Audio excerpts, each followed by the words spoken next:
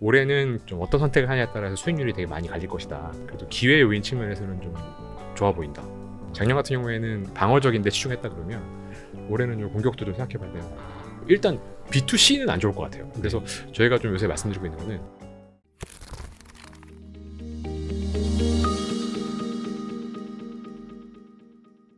오늘 라이프 자산운용의 강대권 대표님 모셨는데 오랜만에 뵙습니다. 네, 안녕하세요. 새해 복 많이 받으십시오. 새해 복 많이 예. 받으십시오. 네. 일단은 2022년을 한번 좀 되돌아봐야 될 텐데 라이프 자산운용은 혹시 2022년 좀 운용 좀 어떠셨어요?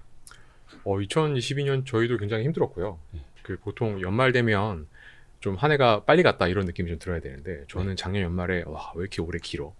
막 이런 생각이 들더라고요. 너무 좀 지루했던 한 해였던 것 같고 그 저희도 그 작년 여름 가을에는 굉장히 힘들다가 네. 그래도 이제 좀 그 연말에 좀 만회를 해서 그래서 좀 죽다 살아난 한 해였던 것 같습니다. 만회를 하면 어느 정도인지 좀 구체적으로 여쭤봐도 돼요? 그러니까 저희가 뭐 그 가을까지는 저희도 손실을 좀 보다가요. 네. 그래도 이제 연말에 좀 만회를 해서 연간으로는 저희가 이제 플러스 수익률로 좀 마감을 다행히 플러스 했다고요? 아주 미미한 소폭의 플러스. 아니 그래도 뭐 네. 0.0001이라도 플러스 되면 네. 시장 대비 한 23%는 앞선 건데. 네, 뭐 그거보다는 좀 많은 것 같습니다. 아 그래요? 잘하셨구나. 그러니까 뭐 작년에 거의 뭐 마이너스 한 30% 이렇게 된 사모펀드도 굉장히 많았고 네, 마이너스 한 10몇 퍼센트만 돼도 선방했습니다 소리를 들었고 네. 한 자릿수 마이너스만 돼도 잘했구나 했는데 플러스 한 데는 거의 없잖아요. 예, 보통 이제 롱숏 펀드들이 요새 사모 펀드가 그쵸, 많다 그쵸, 그쵸. 보니까요. 막 이렇게 숏으로 막 때리고 한 데들은 10몇 퍼센트 수익 난 데도 있던데. 네, 아니면 뭐 이렇게 똔똔 치거나 그런 데가 있는데 그 저희는 또 약간 그 불운하게도 롱올리 주식을 사는 거 외에는 할 수가 없는 그런 전략의 펀드다 보니까. 그러니까 뭐 조금 공매도 당연히- 안 하고 숏 전략 안 하고 네, 롱온리 네. 그러니까 매수 전략으로만 네, 예. 플러스 수익을 낸. 뭐 그러다 보니까 굉장히 힘들었고 그래서 롱올리로 플러스 수익률 낸 데는 이렇게 뭐 많지는 않은 것 같습니다. 거의 없는 걸로 저 알고 있는데. 네, 저희가 확인해 본 건 아니어서. 네, 아무튼 진짜 그래도 고생한 보람은 있네요.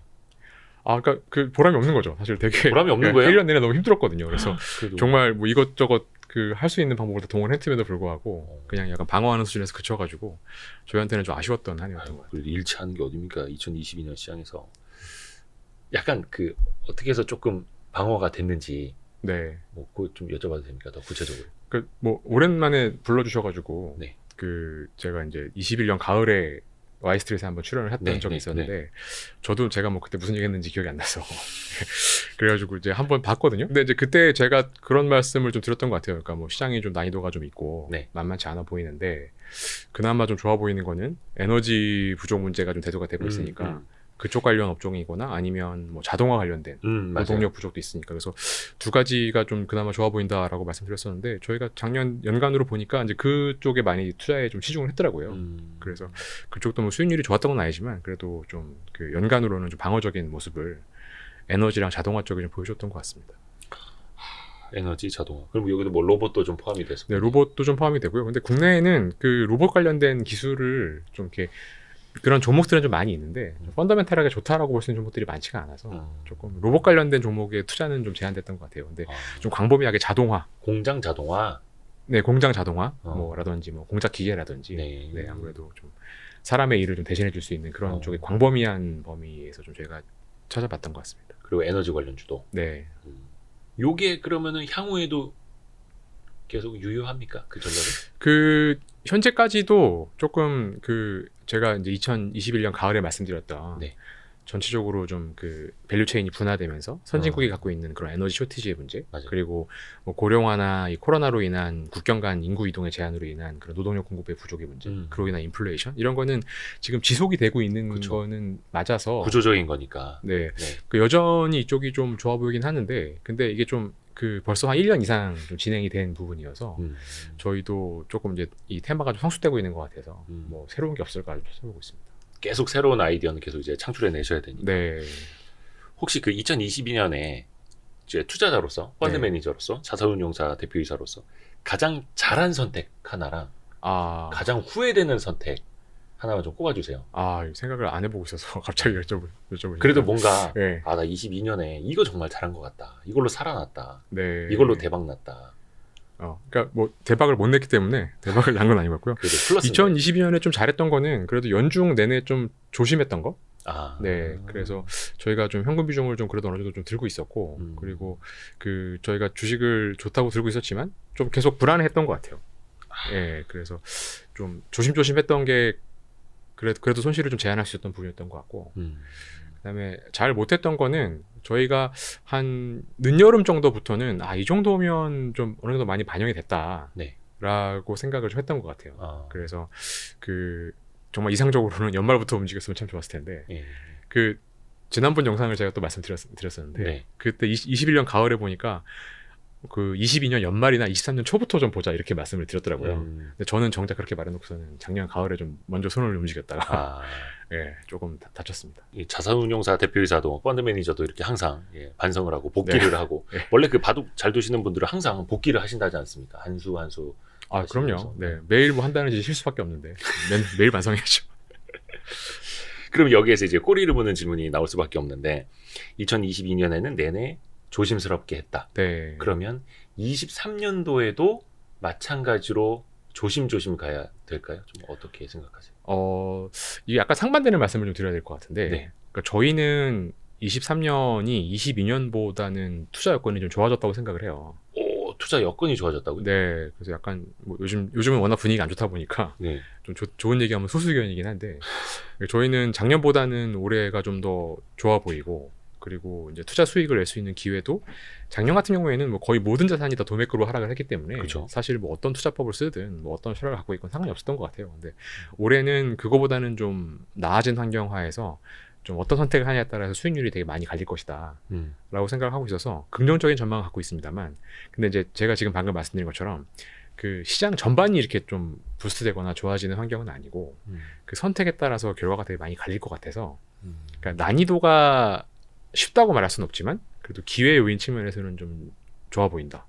그래서 그 요약해서 말씀을 드리면 계속 조심하긴 해야 되는데 작년 같은 경우에는 아주 그 하락장 속에서 좀 방어적인데 치중했다 그러면 올해는 좀 공격도 좀 생각해봐야 되는 거 아닌가, 그렇게 생각을 하고 있습니다. 작년에는 방어였다면 올해는 방어하다가 역습 공격까지도. 네. 근데 이제 난이도는 여전히 높지만 기회가 있다고 본다. 네. 그러면은 그게 투자 여건이 좋아졌다라는 그 여건은 네. 밸류가 많이 싸져 있는 주식이 많다, 뭐 이거인가요? 네, 많이 이제 그 시장 자체가 많이 내려왔으니까 네. 가치 측면에서 여유가 있는 종목들도 좀 많이 있어 보이긴 하는데요. 네. 근데 이제 가치보다는 그랬던 것 같아요. 그러니까 지난 1년을 회고를 해보면 왜 이렇게 시장이 안 좋았지? 그리고 뭐가 제일 위험한 요인이었지? 라고 생각을 해보면 2021년 만에 그 뜨거웠던 분위기, 뭐 21년 말만 해더라도 뭐 메타버스, 블록체인 그쵸. 뭐부터 시작해가지고 아파트 뭐 아파트 뭐 해서 정말 모든 자산이 다 불타오르고 또 이 투자에 대해서 사회적 관심이 너무나 많았잖아요. 그리고 정말 이렇게 손쉽게 돈을 벌 수 있고 네. 뭐 이렇게 빨리 은퇴할 수 있는 것처럼 그런 분위기가 되게 팽배했던 것들이 맞아요. 돌이켜 보면 이 투자 시장에서 가장 위험했던 장면이었다 생각이 들어요. 네. 근데 그때와 비교를 해서 지금을 돌이켜 보면 뭐 여전히 지금도 뭐 투자에 대한 관심은 좀 많이 있긴 하지만 그래도 많이 비관적이신 것 같아요. 그래서 올해 경기 침체가 올 거고 뭐 금리 인상이 더 계속이 되면 뭐 PF에 문제가 생길 거고 뭐 이런 식으로 안 좋은 얘기들을 되게 많이 말씀하셔서 그 시장에 이렇게 비관이 좀 많이 팽배했을 때는 아무래도 좀 역설적으로 좀 기회가 좀 많아지는 것 같거든요. 지금 거의 뭐 여의도 사람들 죄다가 비관적이에요. 네, 그런 것 같더라고요. 맞아요. 네, 맞아요. 다 네, 비관적. 네, 그래서 그런 것들 측면에서는 좀 오히려 좋아 보입니다. 네. 오히려 역설적으로. 그러니까 모두가 좋다고 할 때가 사실은 이제 좀 위험할 때고, 네. 그러니까 역설적으로 가야 하는데 지금은 비관적인 상황이고, 그래서 지금은 뭐 다시 이제 말을 돌려보자면은 비싼 주식보다는 싼 주식이 훨씬 더 눈에 많이 띌 수가 있고, 그 덕분에 네. 비관적인 덕분에. 네, 그러니까 뭐 싼 주식이 많다, 그러니까 싸다 비싸다라는 거는 계속 상대적인 개념이어서. 그죠. 앞으로 이익이 어떻게 되느냐. 네, 저는 사실 밸류에이션만 가지고는 뭐 시장 전망은 잘 안 하는 편이에요. 그러니까 예를 들면 뭐 10배였던 주식이 7배가 되면은 바닥이냐. 사실 그거는 논리적 근거가 별로 없거든요. 그렇죠. 6배일 수도 있고 뭐 6.7배일 수도 있고 더 떨어질 수도 있고. 그래서 사실 그 싸냐 비싸냐는 별로 중요한 부분이긴 하지만 시장의 방향성을 결정하는 요인은 아니라고 생각이 들고요. 그런 것보다는 좀 사람들이 어떤 전체적으로 분위기를 갖고 있느냐, 그리고 이제 그 뭐 수급이라고 하죠. 뭐 팔 사람이 다 팔았냐, 뭐 살 사람이 있기는 하냐, 뭐 이런 것들 측면에서 본다 그러면 작년보다는 좀 더 우호적으로 보입니다. 그래서 투자 여건이 좋아졌다라고 네. 보시는 거고 네.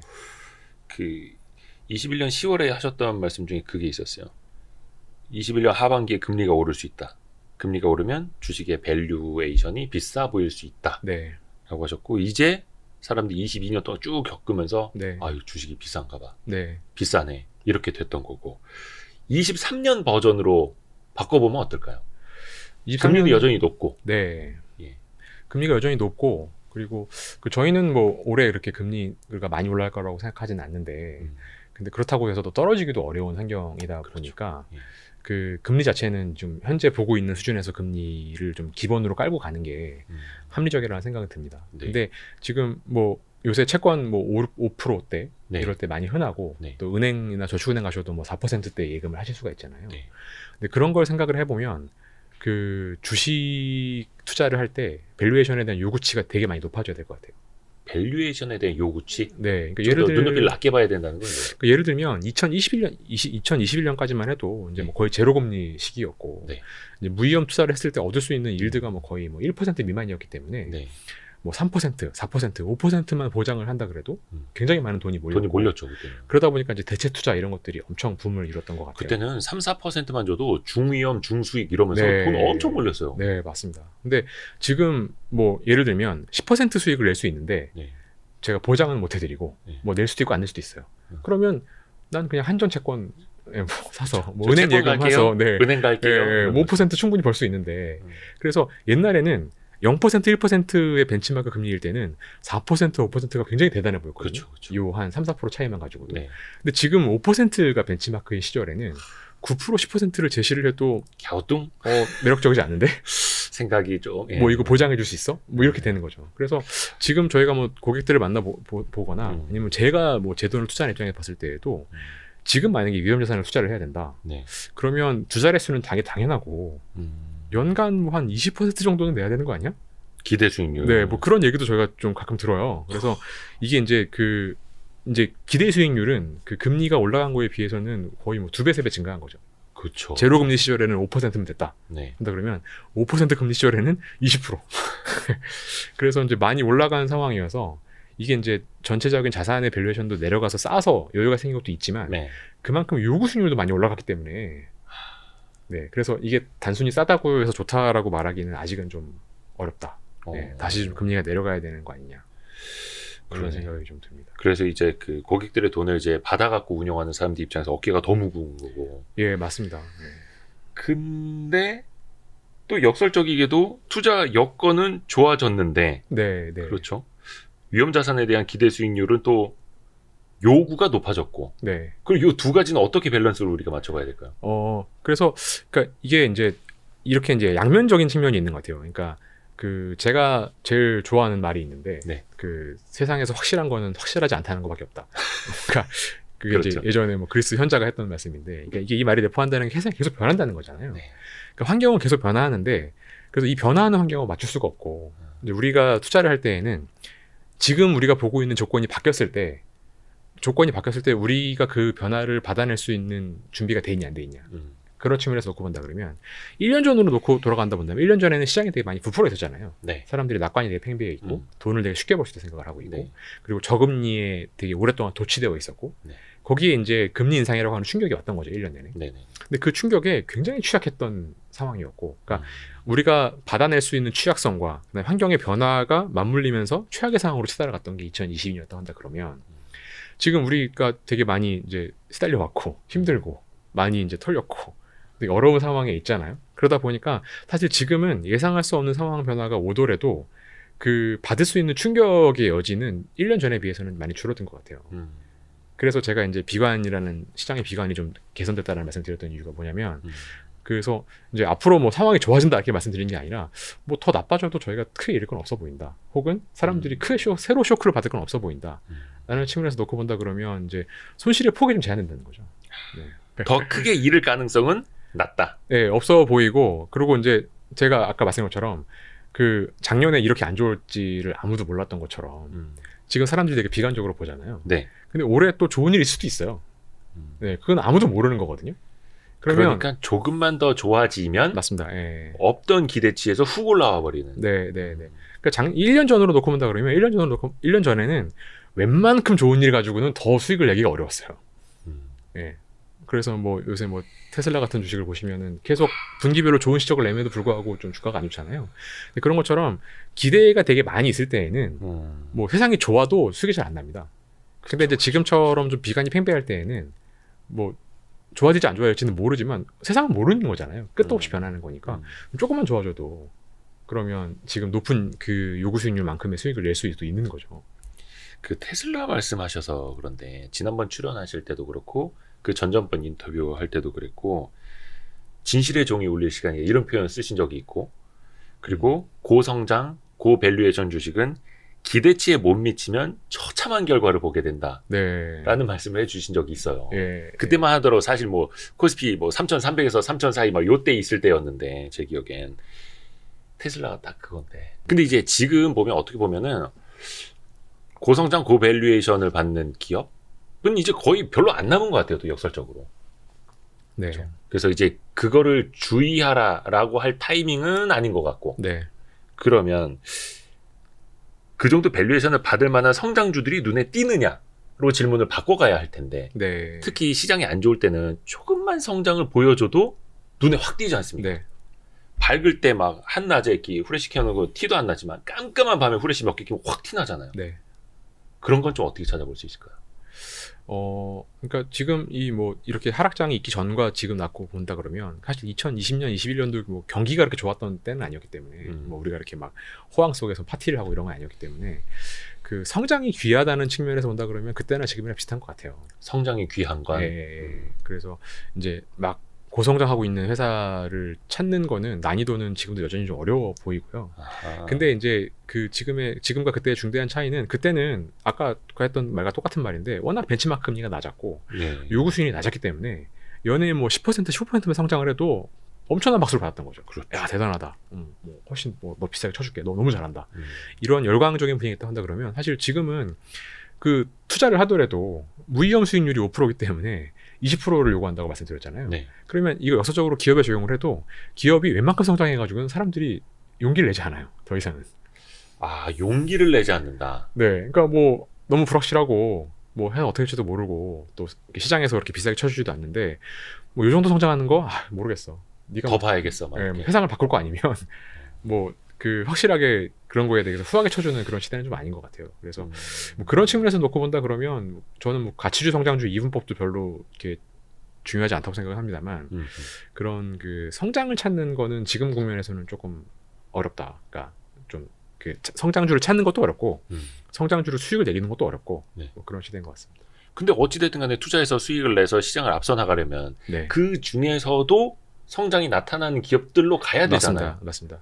그러니까 몇 개 안 되는 걸로 막 투자에 또 몰리는 거고 네. 그게 또 단기간에 급등할 수도 있고 네. 약간 그게 좀 어느 쪽에 있을 거라고 보시는지도. 네. 그래서 지금 되게 중요한 말씀 해주신 것 같은데 네. 그러니까 성장주를 하든 가치주를 하든 일단 기업은 성장을 해야 되거든요. 그렇죠. 네, 그러니까 이익이 감소하는 가치주는 절대 수익이 날 수가 없고 뭐 계속 성장주도 당연히 이익을 증가해야 되는 거고 그래서 지금 되게 어려운 상황인데 그래서 저희가 요즘 좀 그 투자 아이디어로 말씀을 드리고 있는 거는 그 일단 B2C는 안 좋을 것 같아요. 네, 그러니까 워낙 2020년, 2021년도가 이제 그 코로나 이후 정보 보조금 이런 영향 때문에 뭐 전 세계 어디나 다 과소비 구간이었거든요. 네. 네, 그래서 이제 워낙 내구재 쪽이라던가 이런 IT 쪽에 대해서는 작년에 소비가 너무 과했기 때문에 올해는 역성장할 수밖에 없어요. 이제 물리적으로. 그래서 뭐 그런 것도 있고 또 국내나 해외나 마찬가지로 이제 부동산 가격이 많이 빠지면 이제 소비 심리도 좀 침체가 되기 때문에 그렇죠. B2C는 좀 확실히 좀 힘들 것 같고 그 다음에 B2B 같은 경우는 워낙 분야가 다양하기 때문에 좀 일괄적으로 말씀드릴 수가 없을 것 같은데 그래서 저희가 좀 요새 말씀드리고 있는 거는 그 B2G를 좀 보자. 네, 그래서 B2G라는 말이 뭐 이렇게 원래 있는 말은 아니고 뭐 제가 만든 말이긴 한데 이제 B2B나 B2C랑 달리 그러니까 우리나라 같은 경우도 그 연말에 이제 그 추경호 이제 그 재무장관께서 말씀하신 게 있었는데 네. 그 올해는 경기가 좀 사이클이 안 좋다 보니까 상반기에 재정 지출을 좀 가속화하겠다 이런 말씀하셨거든요. 이제 부총리께서. 근데 이게 전 세계 다 공통된 현상이에요. 맞아요. 뭐 선진국 뭐 이머징 마켓 할 것 없이 올해는 경기 모멘텀이 되게 안 좋기 때문에 정부 지출을 좀 가속화해서 빨리 집행을 하거나 아니면 좀 늘려야 되는 상황입니다. 그러지 않고서는 소비랑 투자 뭐 이런 게 다 부진하기 때문에 전체적으로 성장이 좀 안 나올 거거든요. 그래서 올해 좀 제일 확실하게 늘어날 것 같다라고 보이는 건 정부 지출. 정부 지출. 예, 그래서 그쪽에 조금 그 숟가락을 얹을 수 있는 이런 기업들을 좀 찾아보고 있습니다. 요거는 이제 비즈니스 투 거버먼트. 네. 예, 그래서 네. 정부 쪽에다가 납품을 하거나 정부의 보조금이나 정부 사업으로 네, 매출을 올리는 회사들. 네, 맞습니다. 네. 뭐 근데, 예. 직접적으로 정부랑 거래를 하는 걸 수도 있고요. 그렇죠. 뭐 지금 해바뀌고 나서 이제 올해 뭐 반도체 투자에 대해서 세액공제를 세액공제 확 확대. 늘려주는 뭐 그런 이벤트도 있었는데 네. 이런 식으로 이제 경기 부양을 위해서 정부가 굉장히 노력을 많이 할 거거든요. 네네네. 그래서 그런 쪽에 관련된 꼭 굳이 정부랑 직접 거래를 안 하더라도 음, 뭐 정부가 정책적으로 좀 지원을 해준다든지 아니면 그동안 좀 규제했던 부분들을 좀 풀어준다든지 뭐 이런 데서 좀 투자 기회를 찾아야 되지 않을까 생각을 하고 있습니다. 그러니까 확실히 뭐 이번 정부 들어가지고 그러니까 민간 주도 성장이 중요하다. 그러니까 민간 기업이 해야 된다. 막 이러면서 네, 뭔가 큰 정부보다는 작은 정부를 지향하기는 하는데 네. 그래도 이렇게 세부적인 정책을 보면 어쩔 수가 없는 거예요. 경기가 너무 안 좋으니까 네 맞습니다. 세제 지원도 막 해줘야 되고 네. 규제도 막 풀어주고 한쪽에서는 이제 계속 정부 지갑을 열 수밖에 없는 거니까 네. 그런 쪽으로 가야 되는데 근데 이게 되게 다양합니다. 아까 말씀하신 것처럼 정부를 상대로 혹은 간접적으로라도 정부의 지원이나 영향을 받으면서 사업을 하는 분야가 너무 많아요. 네, 옛날로 굉장히- 따지면은 뭐 항상 인프라 투자, 뭐 다리를 놓느냐, 아니 뭐 부동산 개발을 하느냐, 그래서 네. 뭐 굴삭기가 어떠냐, 막 이런 네, 쪽으로 많이 네. 갔었는데 이제는 어떻게 보면 거의 뭐 반도체까지도 예, 정부 투자의 영향을 받을 수 있는 네. 것들이고 너무 많은데 좀 줄여주세요. 근데 진짜 너무 많고요. 네. 그래서 이제 저는 더 재밌다고 생각을 해요. 아 그래요? 예, 그러니까 옛날처럼 뭐 땅 파는 거, 뭐 4대강 이런 거밖에 없었으면 이제 그게 투자할 수 있는 그 종목들이 되게 한정됐을 거고 네. 그렇게 이 범위가 협소하면 사실 그게 전체 시장을 추동할 수도 없고 그 투자할 수 있는 테마가 되기도 되게 어렵습니다. 네. 근데 지금 말씀하신 것처럼 뭐 인프라 투자도 많이 하겠죠. 뭐 미국 같은 경우에는 뭐 전국의 그리드망도 지금 다 바꾼다 그러고 뭐 유럽 같은 경우도 이제 러시아 가스가 안 들어오니까 네. 뭐 풍력이나 뭐 태양광 같은 거 많이 한다고 하잖아요. 그렇죠. 그래서 이게 전통적으로 이런 에너지나 인프라 관련된 쪽도 정부 지출이 되게 많이 들어가는 부분도 있고 그렇죠. 그다음에 지금 워낙 뭐 칩워라고 하잖아요. 반도체 전쟁이 되게 심하다 보니까 네. 자국에다가 이런 첨단 공장을 지어라, 뭐 배터리 공장을 지어라. 이렇게 해서 뭐 이런 세제 혜택도 되게 많이 일어나고 있기 때문에 뭐 그런 그 첨단 산업 분야도 정부 지출과 관련된 부분도 있고요. 그다음에 아주 역발상으로는 그 작년 가을 같은 경우는 저도 진짜 되게 위기감을 되게 많이 느꼈어요. 왜냐하면 그 국내 채권 시장 분위기가 너무 안 좋았기 때문에 네. 정말 뭐 2008년이나 97년 같은 그런 금융위기가 오나, 아 뭐 신용 경색이 오나, 그때 막 레고 사태 터지고 막 네, 이럴 때. 그런 네. 것 되게 이제 공포스럽게 다가왔었거든요. 근데 지금 아까 현 정부가 작은 정부를 지향한다고 말씀하셨었지만 네. 이게 이제 자본주의 경제라는 거는 계속 반복적으로 시장 실패 현상, 그러니까 아. 시장이 이제 자발적으로 움직이는데 계속 악순환으로 빠지는 거죠. 이런 현상들이 되게 많이 나오기 때문에 그 시장 실패에서는 정부가 개입을 해야 되거든요. 그렇죠. 그래서 작년 가을 같은 경우도 뭐 그 어떤 정치적인 찬반 여부를 떠나서 굉장히 효과적인 정부 개입으로 위기를 잘 거슬러 갔단 말이에요. 그래서 그렇게 시장 실패가 많이 벌어지는 부분인데 정부의 도움으로 좀 바닥에서 치고 올라오는 분야도 뭐 투자의 대상이 될 수 있다고 생각을 해요. 민간 기업들끼리는 뭔가 좀 잘 안 돼서 시장의 네. 실패가 드러났지만 네, 역발상인 거죠. 네. 정부가 마중만 부어줘서 살아나 하는 산업. 네, 그러니까 뭐 정부가 막 도와줘서 잘 되는 분야도 있을 것이고 진짜 안 되고 있는데 정부가 살려주는 분야도 있을 것이고. 구조조정이라든지. 네, 네. 뭐 대표적으로 그게 이제 해운 산업, 뭐 HMM 뭐 맞습니다. 사례가 가장 대표적이고. 네, 맞습니다. 네.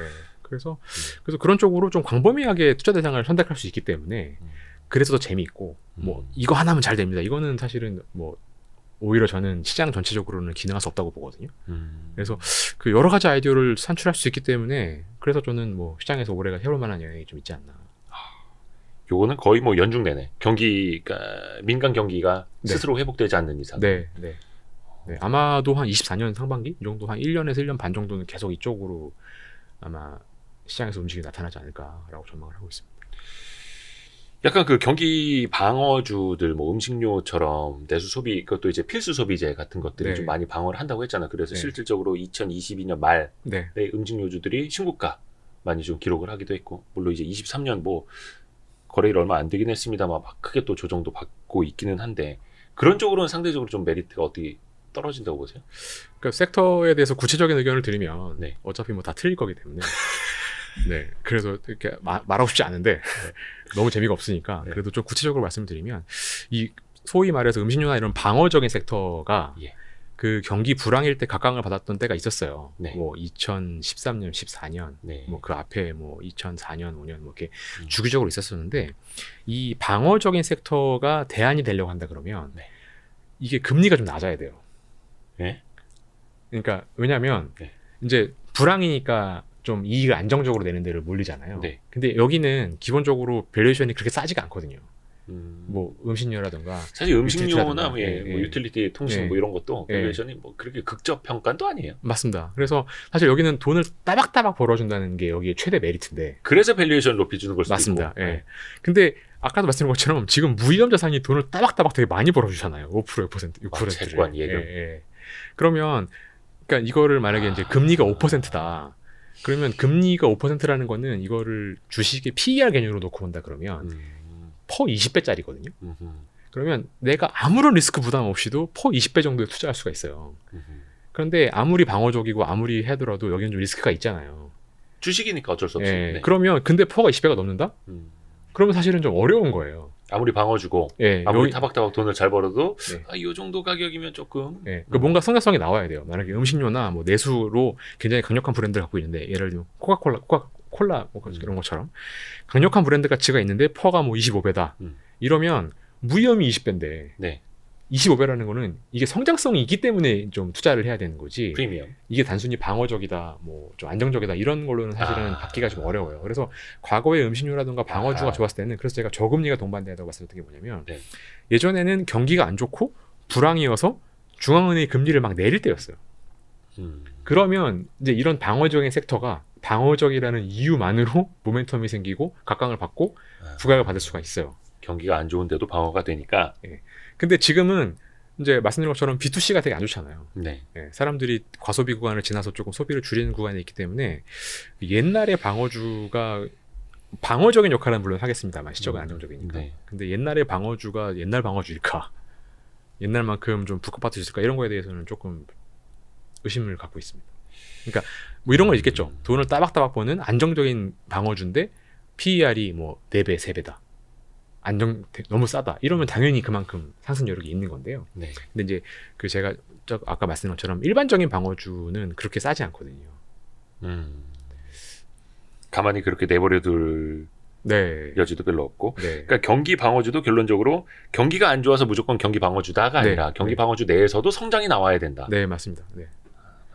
그래서 이제 계속 그 요구 수익률이 굉장히 많이 올라갔다라는 거를 계속 좀 염두에 두셔야 될 것 같아요. 시장의 그 기대치는 네. 항상 그 정도는 있다. 네, 네. 그래서 옛날처럼 이게 아까도 옛날에 이제 불황은 요구 수익률이 떨어지는 구간이었기 때문에 네네. 그래서 그런 것들이 상승 각광을 받았지만 이번에는 좀 아닐 수도 있다. 그 라이프 자산운용은 그래도 어쩔 수 없이 벤치마크는 코스피. 네, 일단 놓고- 저희가 국내 주식을 하고 있는 펀드에 대해서는 그렇게 하고 있습니다. 네. 그렇죠. 그러면 이제 지수를 따라가거나 지수를 좀 초과하기 위해서는 반도체를 빼놓고 볼 수가 없잖아요. 네, 근데 이제 반도체도 일각에서 약간 감산 네, 이슈가 좀 있고 네. 그리고 정부도 이제 세액 공제 좀 하고 하니까 센티멘털이 1월 4일 현재는 조금은 살아난 것 같기는 한데 예. 근데 네. 그 전까지만 해도 또 신저가였고 네, 반도체는 좀 어떻게 보시는지라 네, 이게 과연 언제쯤이면 바닥을 탈출할 수 있을지 네. 좀 혹시 어떻게 보세요?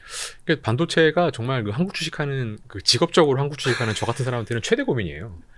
왜냐하면 이제 말씀하신 시총 비중이 한 4분의 1이니까. 네, 네, 네. 그래서 반도체가 없는데 올라가면 이제 죽는 거고. 그죠. 네, 또 그냥 강제로 사자니 또 의미가 없고. 네. 그래서 또 반도체를 사봐야 이게 예. 파거든요, 파.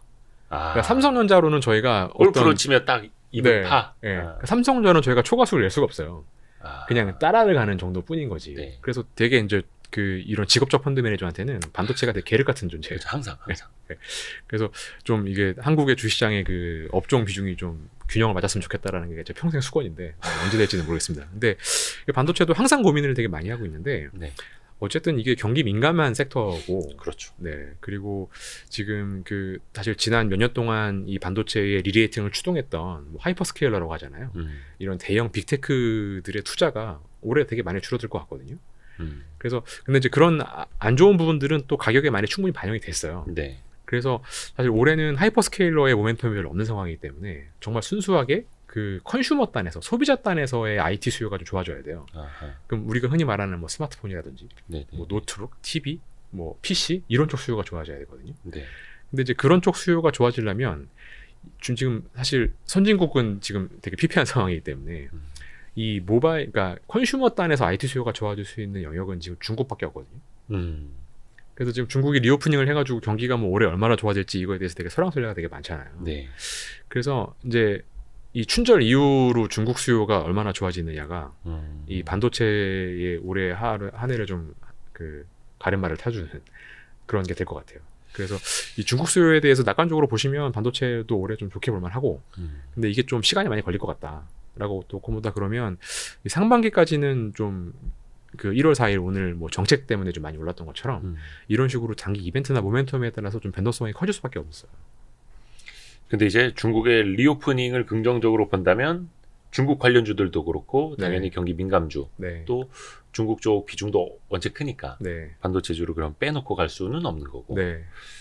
그러니까 확실히 지금 우리나라 뭐 거의 수출의 한 4분의 1 이상이 중국, 네. 이거 제1의 수출 국가고 중국을 빼놓고는 볼 수가 없는데 그래도 중국의 수요 기대라도 있다라는 게 그래도 어디 하나 비빌 언덕은 있는 것 같아요. 맞습니다. 지금 네. 상황에서. 네. 중국이 뭐 워낙 많이 눌려 있었기 때문에 분명히 올해 작년 대비 플러스되는 부분은 있을 거예요. 네. 이연 수요 그 기대하시는 분들이 꽤 많더라고요. 이연 수요 기대하시는 분들 꽤 많은데 여기서 또 한 가지 또 약간 다른 이면적인 측면을 드리면, 네. 그러니까 중국이 리오프닝을 지금 막 하니까 중국이 제일 늦게 리오프닝을 하는 나라라고 사람들이 생각을 많이 하는 것 같아요. 아닌가요? 근데 중국은 리오프닝을 전 세계에서 제일 먼저 한 나라예요. 아, 제일 먼저 했다가 실패했죠. 네, 그러니까 했다가 다시 닫은 거죠. 다시 락다운을 한 거죠. 그래서 이게 이제 우리가 이 기억력이 이렇게 좋지가 않다 보니까 작년 한 해만 생각을 하고 네. 중국은 이제 리오프닝 하는 나라야라고 이제 많이 생각을 하셔서 되게 많이 수요가 눌려 있다가 이제 막 이렇게 올라올 것처럼 생각들을 많이 하시는데 중국은 눌려 있다가 이렇게 올라갔다가 다시 가라앉았다가 올라오는 나라입니다. 그래서 2020년에 M자네, M자. 네, 그래서 2020년에 전 세계에서 제일 먼저 리오프닝을 했던 나라고요. 네네네. 그래서 2020년, 2021년도에 중국발 수요가 되게 대단했어요. 네, 그래서 관련된 업종들도 되게 실적이 좋았고요. 네. 뭐 그래서 작년 상반기까지는 리오프닝 모멘텀을 한번 쫙 보여줬던 그런 영역이고요. 그랬다가 이제 사실 제일 안 좋은 건 사실 지난 4분기입니다. 아직 우리가 실적을 못 본 4분기 실적은 3월달에 나오니까요. 네. 그래서 중국의 억눌린 수요, 눌렸던 수요는 지금 아직 이제 보고 있는 상황. 이제 시작. 이제 시작이고. 그래서 이게 이제 리오프닝을 풀고 있는데 그 작년 상반기 정도 수준까지만 올라와도 대박입니다. 작년 상반기 수준만 회복해도 회복해도 대박이다. 대박입니다. 그래서 왜냐하면 장반 상반기는 그 리오프닝 모멘텀으로 한껏 치달아 올라왔던 22년 상반기. 네, 맞습니다. 네. 네. 그래서 그 리오프닝 수요가 뭐 지금 이렇게 긍정적으로 보시는 분들의 생각만큼 좋을지는 좀 봐야 돼요. 네. 좋아야 되는데 네. 이게 항상 이게 풀리지 않은 숙제가 중국의 한한령 해제랑 네, 네. 중국의 리오프닝 수요. 네, 네. 그래서 디테일로 좀 많이 세분화해서 봐야 될 것 같습니다. 그래서 전체적인 리오프닝의 모멘텀은 좋기는 좋은데 네. 이게 이제 헛 모멘텀이다. 2차 리오프닝이다. 라는 걸 좀 감안하셔 보셔야 될 것 같고, 근데 뭐 여행 이런 거는 사실 계속 못했잖아요. 그렇죠. 3년 동안 안 했으니까 뭐 그런 거는 좀 풀리면 아무래도 기저효과가 좀 클 것 같고, 그래서 그 기저의 효과를 좀 많이 보셔야 될 것 같아요. 작년에 좋았던 거는 좋아져 봤자인 것 같고, 작년부터 계속 몇 년 동안 안 좋았던 거는 좀 여지가 있는 것 같고. 작년에도 좋았던 것보다는 작년에도 안 좋았던 것. 네, 네, 계속해서 안 좋았던 것들을 위주로 좀 보셔야 될 것 같습니다. 여행 수요가 대표적이고. 네, 여행 수요, 그렇죠. 여행을 몇 년 동안 못 했으니까요. 그러면 이제 약간 중국 수출 관련주들도 중국의 이제 내수 소비 네. 이게 이제 올라올 수 있다라는 기대감으로 가는 거잖아요. 네. 우리나라 어떻게 보면 이제 B2B 기업들도 마찬가지로 중국에서 소비가 좋아지니까 중국의 B2C 기업들의 공급을 하는 우리나라 B2B 산업, 네. 뭐 대표적으로 뭐 석유화학이 된다라든지 여러 가지가 있을 텐데 네. 그런 쪽에 대한 기대감도 사실은 있는 게 사실인데 네. 그거는 그래도 조금 기대감을 낮게 보신다는 거예요. 그리고 중국 관련주라고 하는 것도 우리가 너무 좀 옛날 관념으로 생각하는 분이 좀 있는 것 같은데, 네네. 그러니까 중국 관련주라는 게 2000년대 초중반에는 진짜 뭐 배 만들고 뭐 네. 기름 파고 네. 이런 아주 기초 소재 산업 쪽이었고 네. 그렇다가 2000년대 중반에는 이제 자동차 이런 쪽으로 갔잖아요. 소비재 쪽으로. 네. 그랬다가 이제 나중에 이게는 뭐 화장품, 헬스케어 이런 쪽으로 계속 진화되고 있잖아요. 네. 그러니까 중국 산업이 고도화됨에 따라서 아. 중국 관련주도 계속 변하거든요. 음. 그래서 사실 지금은 뭐 진짜 중국이 못 만드는 뭐 미세화 공정의 디램 뭐 이런 거 빼고는 네. 중국 경제가 다 자체적으로 생산을 해요. 그렇죠. 그리고 중국의 내수 브랜드들도 한국보다 더 되게 좋은 것도 되게 많이 있고. 그래서 과거에 중국 관련주는 중국의 리오프닝을 해서 막 화랑이 되더라도 워킹하지 않을 가능성이 높아요. 과거의 중국 관련주. 네, 네. 그리고 최근 4, 5년 동안 이 워낙 미중 무역 분쟁 네. 뭐 이런 걸로 이제 뭐 한한령도 있었지만 중국을 그러니까 중국을 억누르기 위한 서방의 정책도 되게 많이 있었거든요. 네. 그래서 그런 것 때문에 그 한국 산업들이 되게 오랫동안 되게 수혜를 사실 좀 야금야금 받아왔었어요. 그러니까 중국이랑 경합하던 사업들 네. 같은 경우도. 그래서 중국 관련주들 보면은 크게 그렇게 생각하시잖아요. 중국 내수에 갖다가 파는 거. 근데 그런 게 옛날만큼 잘 안 팔릴 수도 있어요. 왜냐하면 중국 경제가 많이 고도화됐기 때문에. 그리고 중국이랑 경합하던 것들.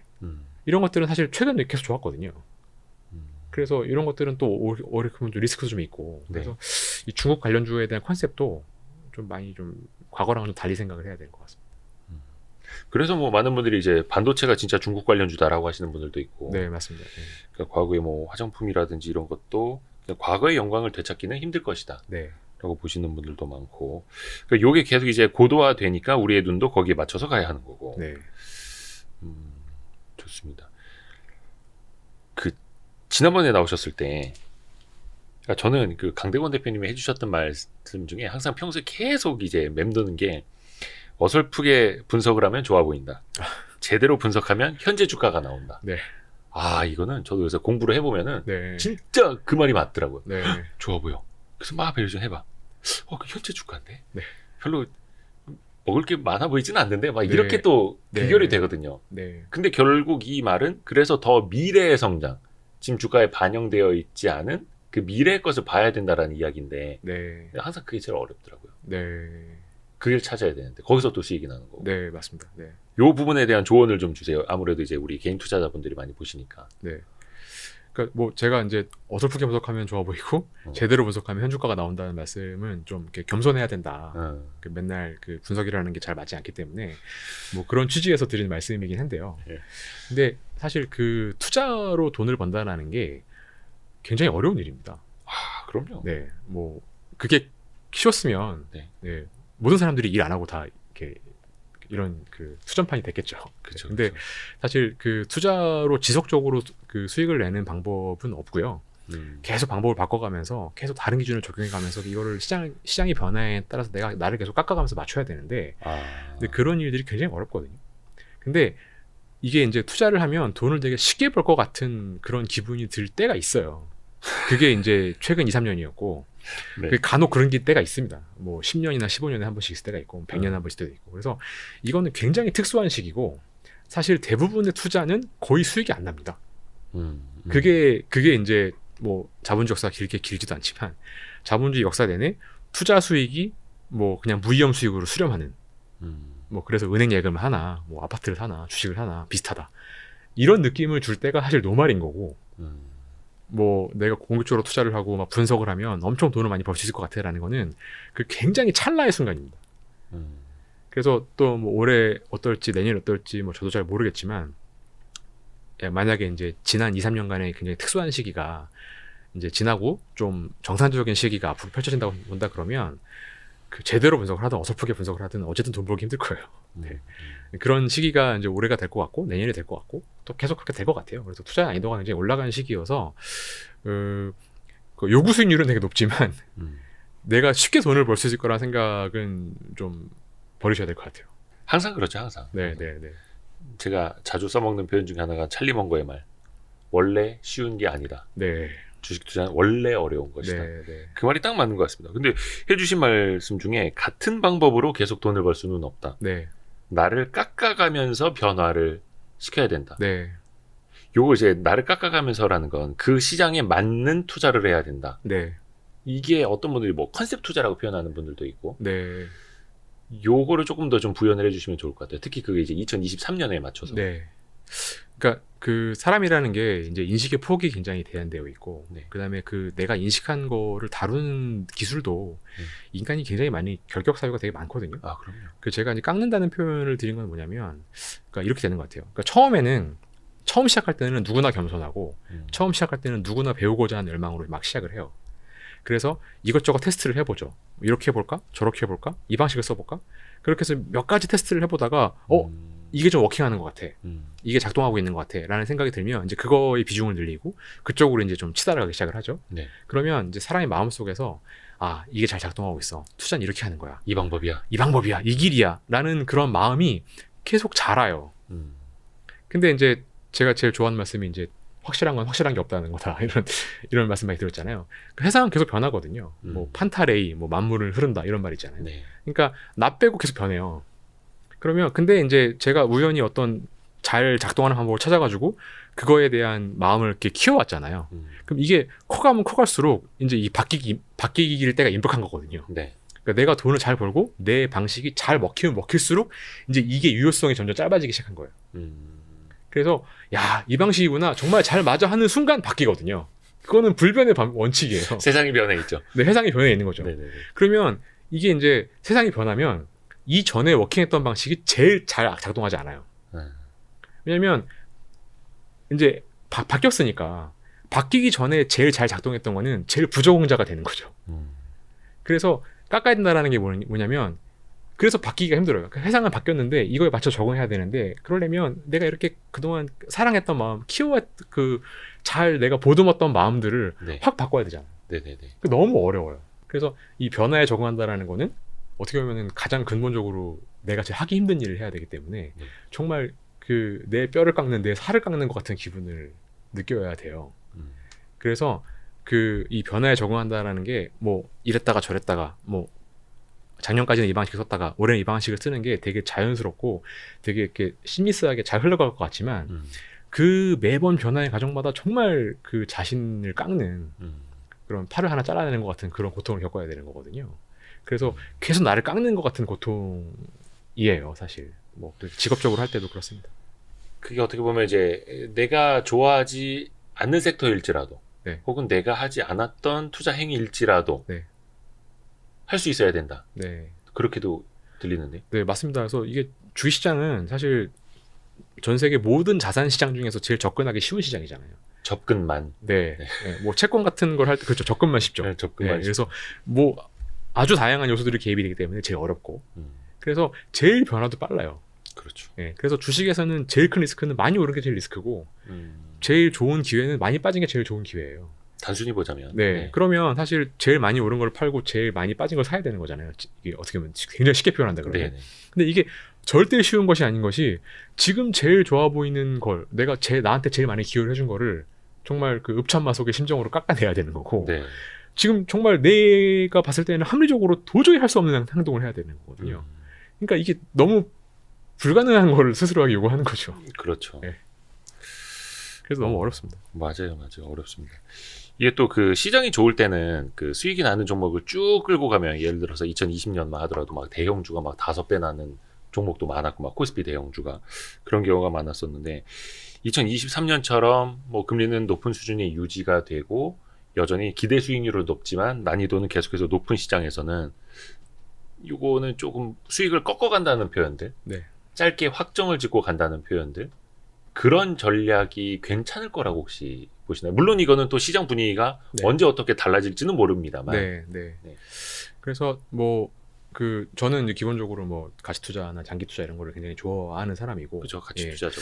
그런 방식으로 계속 투자를 해왔긴 합니다만, 그 올해는 사실 되게 전환기거든요. 그러니까 그 동안에 되게 오래 있었던 패러다임들이 많이 이제 해체되고 바뀌어가는 전환기인데, 이런 시기에서는 조금 그 배틀을 짧게 잡는다고 하죠. 좀 그런 식으로 시장을 접근하는 게 좀 도움이 될 거라는 생각이 듭니다.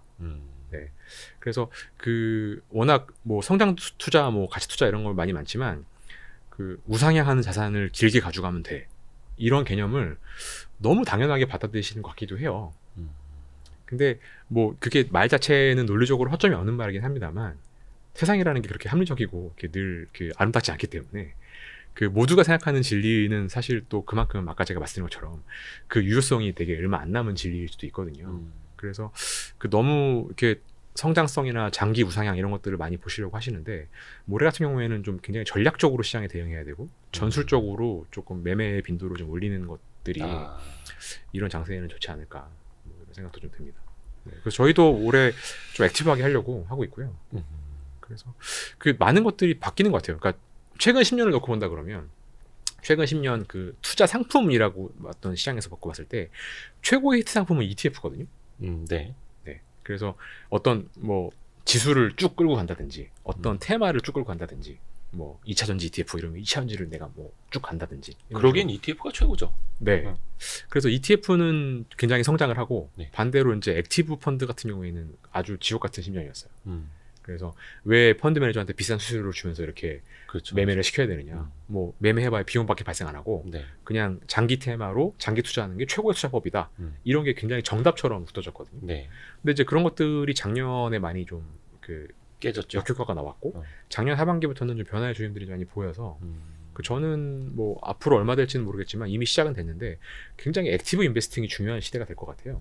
그래서 그 액티브 인베스팅이라는 게 이제 뭐 짧게 본다 그러면 스탁 피킹을 어떻게 하느냐, 어떤 종목을 고르냐에 따라서 수익률 편차가 되게 많이 나는 것도 있고 같은 테마, 같은 업종 내에서라도 그리고 언제 사고 언제 파느냐에 따라서 수익률이 굉장히 많이 갈릴 거라고 생각이 됩니다. 그래서 지금은 이제 사실 명실공히 작년 하반기부터는 액티브의 시대가 된 거죠. 진짜 선수들의 장이 열린 거네요. 네, 근데 뭐 선수라고 해서 맞추는 건 아니기 때문에 뭐 진짜 선수, 가짜 선수 이건 제가 잘 모르겠고 어쨌든 굉장히 그 민활하게 빨리빨리 움직여야 되는 그런 시장인 것 같아요. 이게 사실 뭐 코스피 지수를 전망하는 건 뭐 그다지 의미는 없습니다만 이게 뭐 3,000 갈 거다, 3,500 갈 거다 사실 이렇게 볼 수가 없는 상황이잖아요. 네.